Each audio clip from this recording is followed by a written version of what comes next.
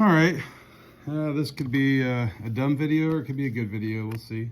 Basically, what I did is gave myself some reference, little drawings and stuff. A little bit of just not a lot of detail, just some lightly drawn things. I would encourage anytime that you're doing a drawing and you want to start a drawing that's going to take a significant amount of time.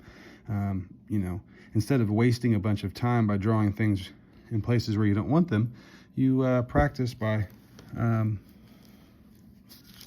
you start out by drawing things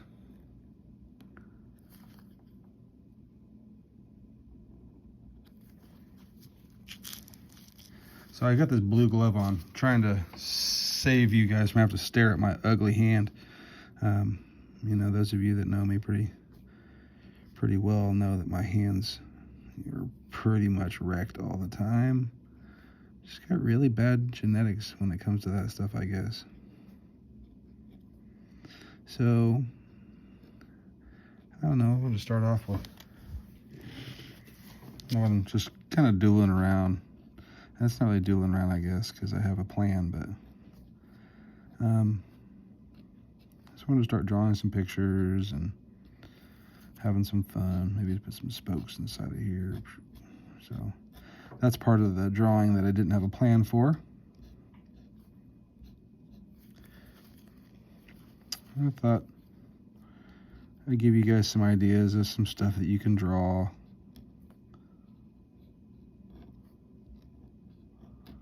My drawing might turn out okay, we'll see.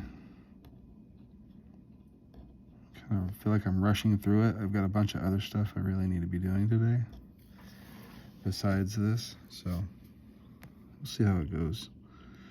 You know what though, if it doesn't turn out really good, the video is terrible, I learned a way not to make a video, and I'll make those improvements the following time. It's all about, if something goes poorly, just make it better the next time. So if I pretend that this one is spinning this way, it's going to knock that one down, and it's going to rotate that way. So this one over here is rotating that direction. So if I draw another one down here, I kind of like just doing stuff like that. Like, what would the inside of a machine look like? Or if parts inside of a watch were moving, like which directions would they move? Trying to visualize in your mind. It's good practice, So now this one is spinning this way. It's hitting this one here, and it's gonna knock it that way. So it's gonna knock it the opposite direction. So anyway, this is kind of just a easy, fun little thing. As long as you can draw a circle and some straight lines, and you're willing to take your time a little bit, you can draw like little gears and stuff, and it's just a fun kind of way to like, spend some of your nice Sharpies. Potted plants. I'm gonna draw cactus because cactuses seem to be really popular right now. But another thing that is really, really important to me is it's called a jade plant. It's another type of succulent plant. So like, it's got a flower here. A succulent plant is basically a plant that has really thick, water-filled leaves. Like an aloe vera plant or a cactus is filled with lots of water and is very fleshy. And those types of plants like that, they're just mostly known for, they're super easy to take care of. And I don't know, they're just really cool. My mom had a jade plant. That was what I was trying to say before. And my mom's jade plant, she had just these massive plants that she had since like the 60s and stuff. And I remember her always like, here's a good example of what not to do. Okay, so like right here, anytime you're making either hair or if you're trying to make a thorn or something, okay, I should pull from the base of the thorn or from the hair and pull up. And I got real lazy there for a second, and I dotted and I pulled down. And you can see how that little dot there, how that, you know, it just looks heavy on the end. That's not what we want. We want it to look thin on the end. So you pull from the base of the hair or the base of the eyelash or the base of the thorn, you know, and you always pull that way, because whenever we lift off, see? What am I doing?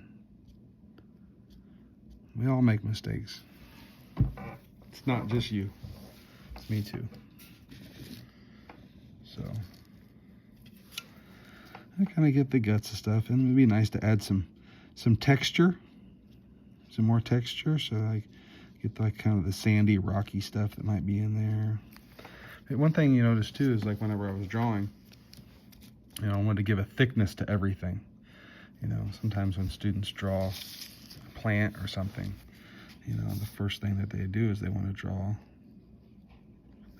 the potted plant this way. They go, okay, well, there's my flower pot.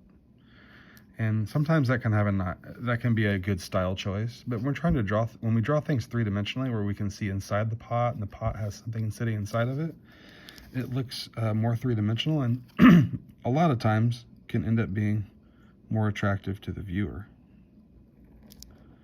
Okay, so instead of drawing a cactus like this, which is very flat, you know, with thorns just growing off the sides of it, or lines that are straight, you know, the lines that I drew, they follow the contour of the object, you know, things like that. Anyway, small little tip. So things you could do, you could draw like a house plant, you could draw like some little gears and stuff. I got one up here that says all arrows. Boom. All arrows.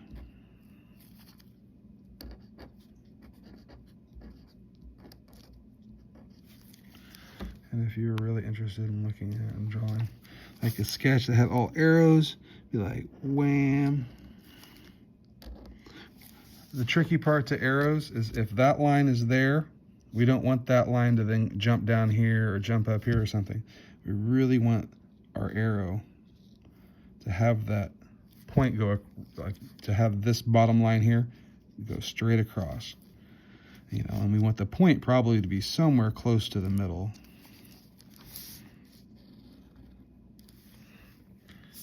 Trying to always check my screen here and make sure I'm not, you know, getting all over the place and whatever. One thing that can also help your drawings is whenever you're drawing is to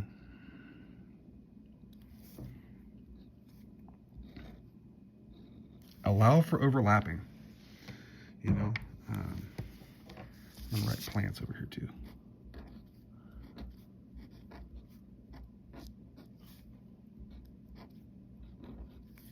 So whenever we're drawing things, you know, it's important to have things that are overlapping.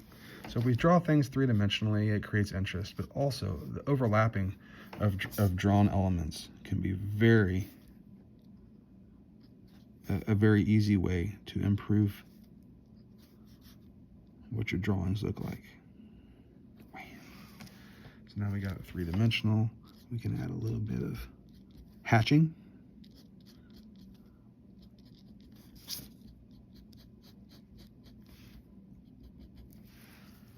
And this is a perfect example of how my hands are rough. So that's why we got the blue glove. Okay, so let me zoom out here just a little bit. So we're starting to fill up the page, and you don't have to think of a sketchbook page as having to have necessarily just one thing.